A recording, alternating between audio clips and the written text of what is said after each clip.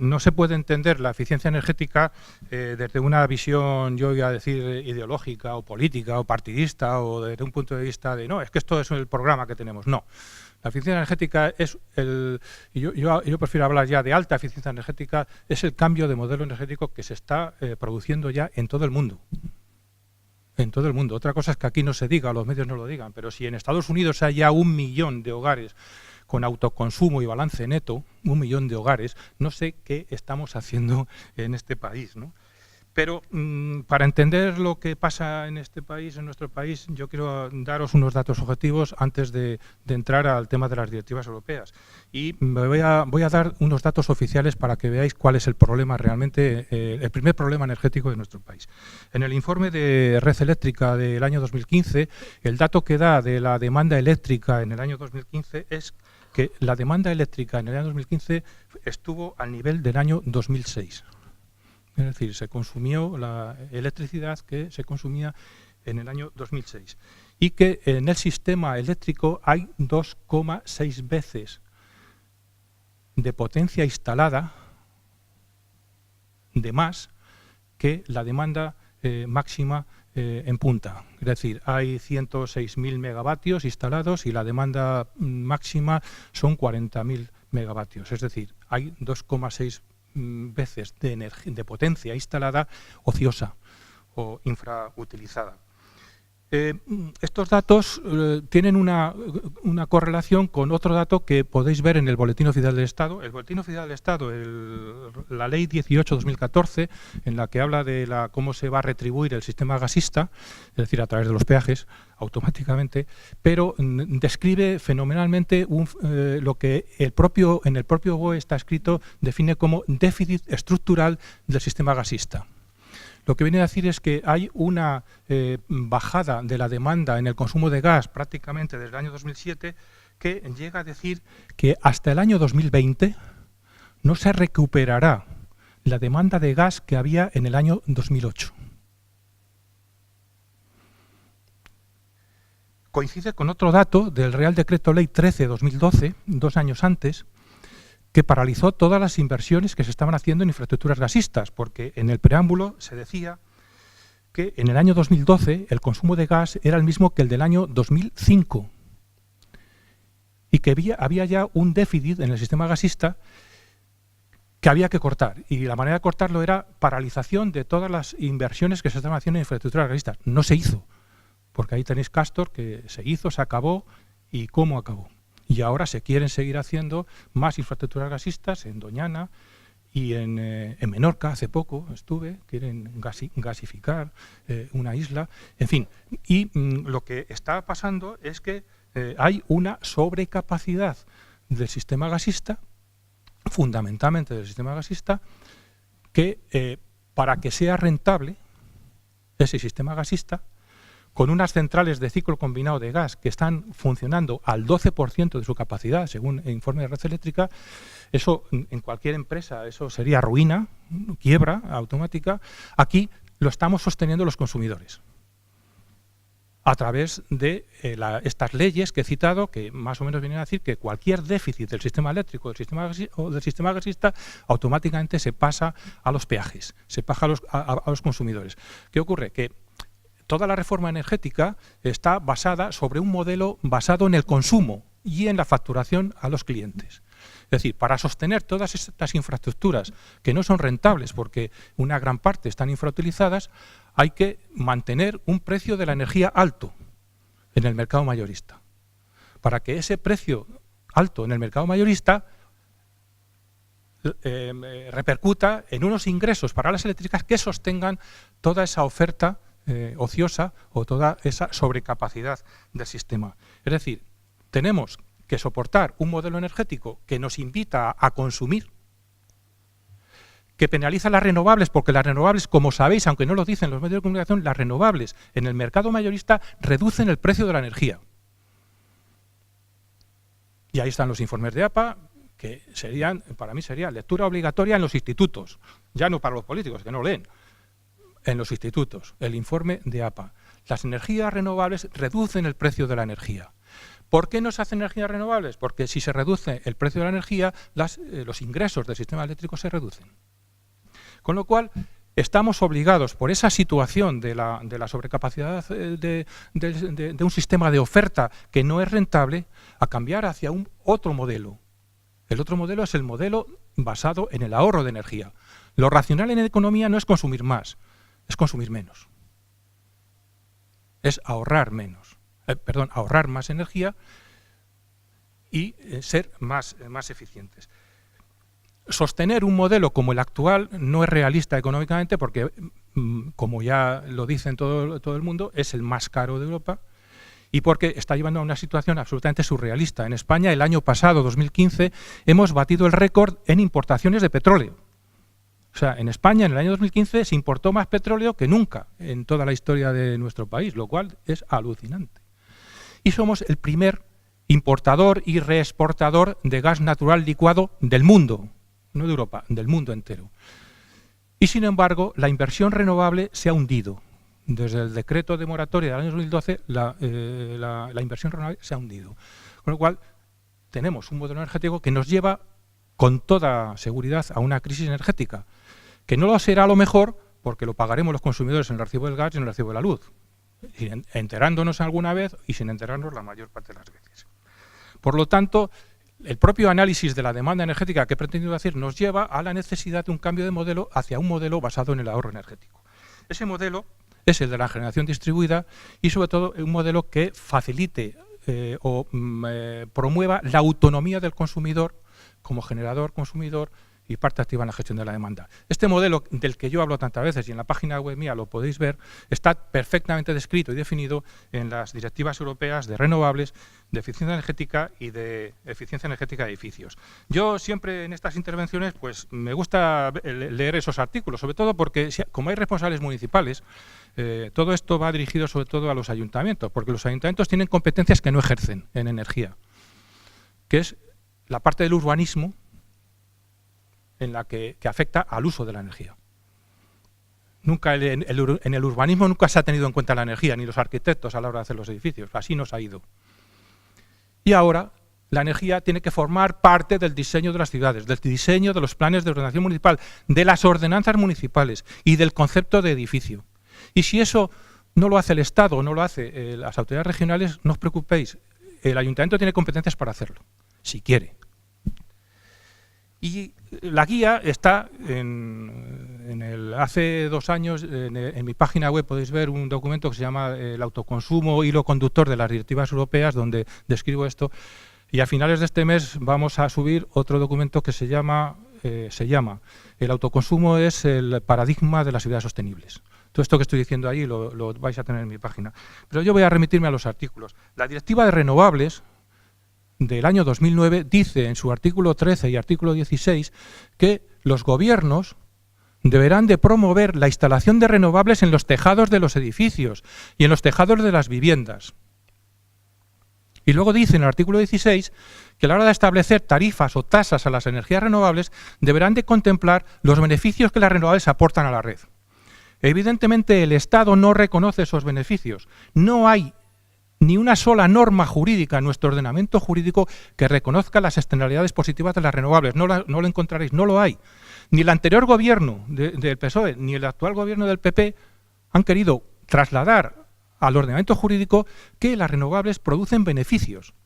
Beneficios a la sociedad, como es el ahorro en el precio de la energía, el ahorro de importaciones energéticas o el ahorro de emisiones de CO2, entre otros. Bueno, esas externalidades que reconoce Bruselas o la Unión Europea en el ordenamiento jurídico nacional no están reconocidas. Estos 2 artículos son fundamentales. En la ley, en la Directiva de Eficiencia Energética de Edificios hay un concepto que luego hablaré porque quiero terminar, que no se me olvide, Cote, refiriéndome a la revisión de las directivas, a las que tendréis que estar muy atentos, sobre todo las cooperativas, porque va a hablar de las cooperativas, la próxima Directiva de Renovables. Va a hablar y mucho. En la Directiva de Eficiencia Energética de Edificios se define el concepto de edificio de consumo casi nulo de energía. Y la definición que hace esta directiva en el año 2010 es el edificio con autoconsumo. Es el edificio que, siendo ya muy eficiente, la energía que necesita la genera en el propio edificio o en el entorno. Está hablando del autoconsumo individual y del autoconsumo compartido. Y establece la directiva que todos los Estados miembros deben de hacer planes nacionales de edificios de consumo casi nulo de energía con objetivos intermedios para el año 2015, que fue el año pasado. Aquí en España este concepto se ha traspuesto al ordenamiento jurídico hace unos meses, en el Real Decreto 56/2016, y de forma una disposición adicional, porque Bruselas había amenazado con llevar a España al Tribunal de Justicia de la Unión Europea por no transponer este concepto. Pero hay más. La Comisión Europea, el 29 de julio, hace un mes o mes y medio, ha sacado un documento precioso que debéis de ver, que está publicado en el diario oficial de la Unión Europea, que son los criterios que deben de tener los edificios de consumo de energía casi nulo para el año 2018, los edificios públicos, y el año 2020, todos los edificios, tanto la obra nueva como la que se rehabilite. Y aquí dice que el edificio de consumo nulo, casi nulo, es el edificio con renovables. Y dice, las renovables tienen que formar parte siempre de la evaluación de la eficiencia energética del edificio. Y hace una prospección de cómo tendrán que ser los valores que deben de aplicar los edificios de consumo casi nulo en el año 2020. Y en todos los valores, tanto en la zona mediterránea como en la oceánica o en la continental, en todos los valores, entre el 50% y el 100% de la energía primaria que necesita un edificio se genera con renovables en el propio edificio. Y dice que eso tiene que ser una norma que se incorpore a las ordenanzas municipales y a los, en nuestro caso, a los códigos de construcción, al Código Técnico de Edificación o al RITE. Es decir, no hay escapatoria, no se puede jugar con el gas cuando lo que dicen las directivas europeas es que tiene que hacerse con renovables. Bien, hay otra directiva que es la de eficiencia energética. Yo voy a ir a resumirla. La directiva de eficiencia energética tiene un artículo fundamental para mí, que es el de los contadores, el artículo 9. Los contadores tienen que ser contadores de balance neto, que sean capaces de contabilizar el balance neto, es decir, contadores que sean compatibles con el autoconsumo. Y que sean contadores accesibles directamente al consumidor y que el consumidor pueda interactuar con su contador o pueda delegar en un tercero, una empresa de servicios energéticos, para que gestione su contador. Esto es muy importante porque esto ningún ayuntamiento a mí me hace caso en esto, pero esto es competencia municipal. No me voy a enrollar mucho más, hay más artículos, pero cuando en mi página web podéis verlo. Y me voy a referir a una ley nacional, la ley de rehabilitación, la ley 8/2013, es la ley de rehabilitación, regeneración y renovación urbanas, que luego se ha refundido en un texto, en un Real Decreto Ley 7/2015. Es importante porque es una ley nacional y aquí en esta ley se dice en su artículo 3 que entre los principios, los principios que deben de incorporarse a las políticas públicas al medio urbano está la generación renovable en los edificios. Es curioso porque es una ley que ha hecho el Ministerio de Fomento, que seguro que no se hablaba con el de Industria, y mientras el de Industria estaba haciendo un decreto de autoconsumo para machacar al autoconsumo, el de Fomento, o la de Fomento, hizo una ley donde reconocía la generación renovable en los edificios, es decir, el autoconsumo, sin nombrarlo así, como uno de los principios de las políticas urbanas en los edificios.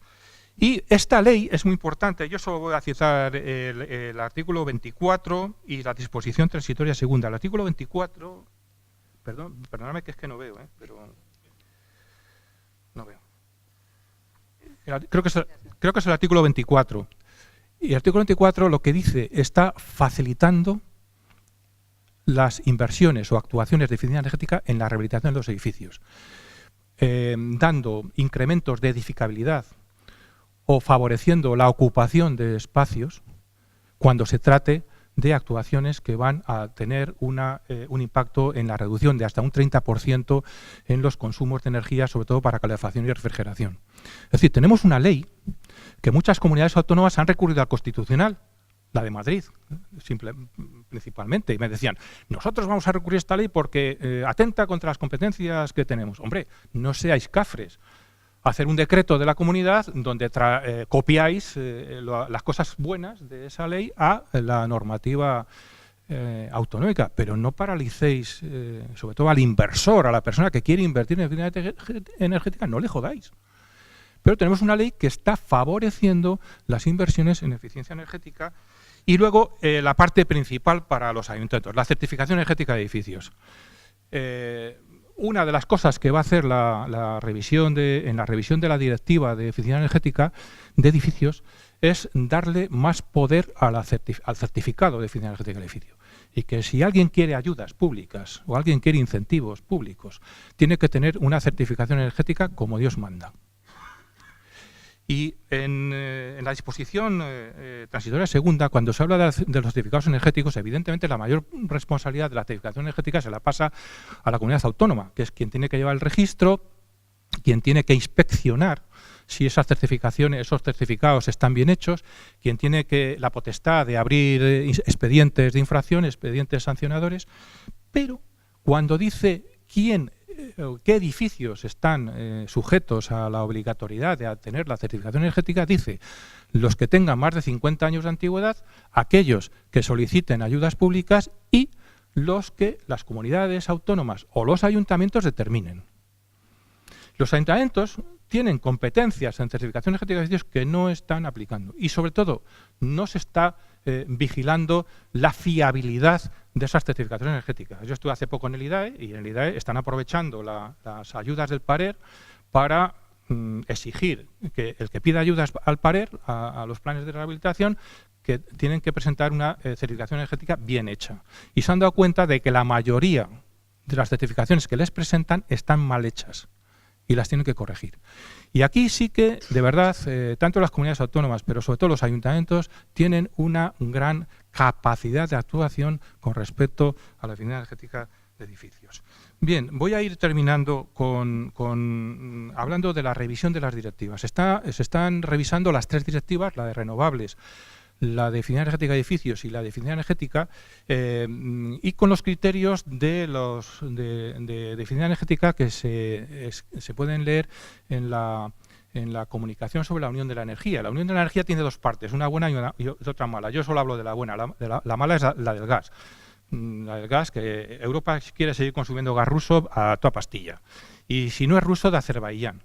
No de Argelia, como nos cuentan aquí, sino de Rusia o de Azerbaiyán. Esa es la parte mala de la Unión de la Energía. Eso, si queréis, os doy otra conferencia otro día. Pero la parte buena es la de la eficiencia energética. Entonces, esa frase que yo he puesto en mi ponencia de que los ayuntamientos son el motor del progreso de la eficiencia energética está sacada de la comunicación de Bruselas de la Unión de la Energía. Lo que viene a decir es que la eficiencia energética tiene que partir de los ayuntamientos, de los poderes locales. Habla de los ayuntamientos y del pacto de alcaldes. No habla de los poderes regionales o los poderes del Estado, habla de los ayuntamientos. Y yo no es que sea partidario de esta tesis, es que los propios fondos estructurales, cuando hablan de proyectos urbanos integrales de eficiencia energética, están hablando de iniciativa local, de iniciativa municipal. Yo, en esta revisión de las directivas, se habla, el otro día una responsable de la Dirección General de Energía en Bruselas, ante los periodistas, habló de que se le quiere dar mucha importancia al papel de las cooperativas. ¿Por qué? Porque la clave de la Unión de la Energía, en cuanto a eficiencia energética, es dar autonomía, empoderar, que es una palabra que no me gusta nada, pero dar autonomía al consumidor para que el consumidor participe directamente en el sistema eléctrico. ¿Y cómo puede participar el consumidor directamente en el sistema eléctrico? Pues a través del autoconsumo, a través del almacenamiento eléctrico, a través del contador, ahora hablaré del contador, con eso voy a terminar, y a través fundamentalmente de la generación distribuida. Y en la revisión de la directiva de eficiencia energética de edificios aparece una novedad fundamental, que es el vehículo eléctrico integrado en la gestión energética del edificio. Se quiere que todos los nuevos edificios y toda la rehabilitación de los edificios que se haga, obligatoriamente se ponga un punto de recarga para el vehículo eléctrico en todos los edificios, los nuevos y los que se rehabiliten. Y que cada 10 plazas de aparcamiento, una cuente con un punto de recarga.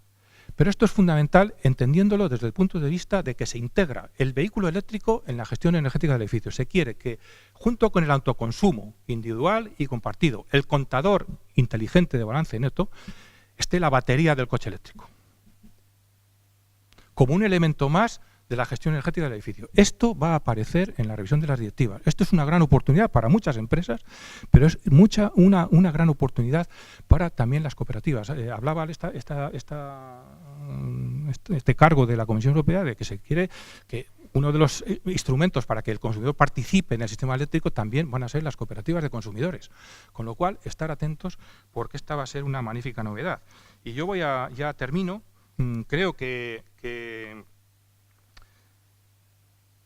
parafraseando, yo el otro día leí, es que tiene narices lo que pasa aquí. El secretario de Estado de Energía de Estados Unidos, se llama Ernest Moniz.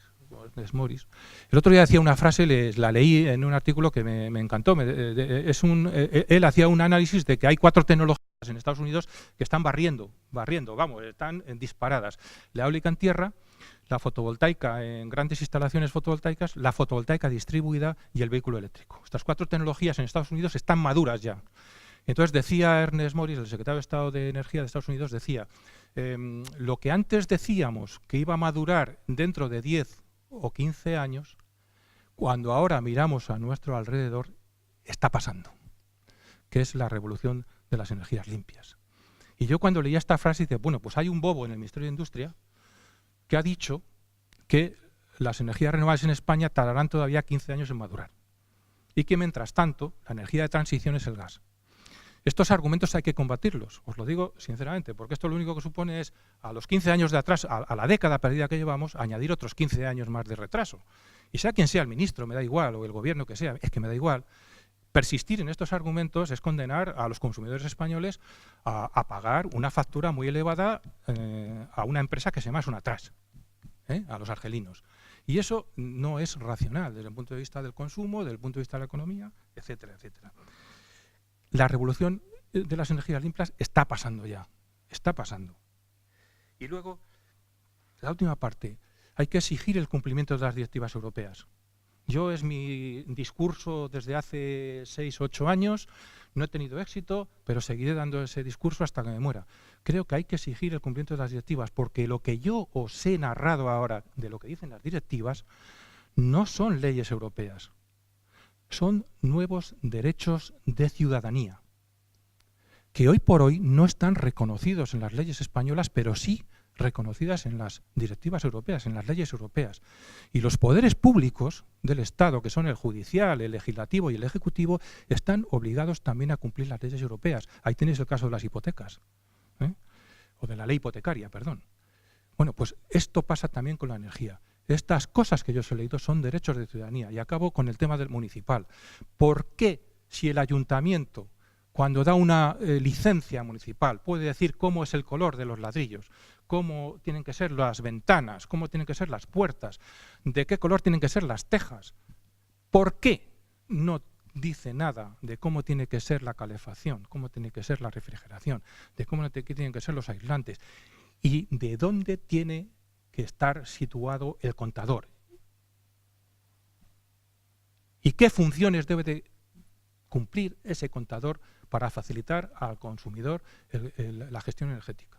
Este es un tema que yo sé que es muy fácil dicho por mí y tal, pero los ayuntamientos pueden en sus ordenanzas municipales hacer muchas más cosas de las que han hecho hasta ahora. Y no se trata solamente, cuando hablamos de eficiencia energética, de cambiar el alumbrado público de una ciudad. Eso no es nada.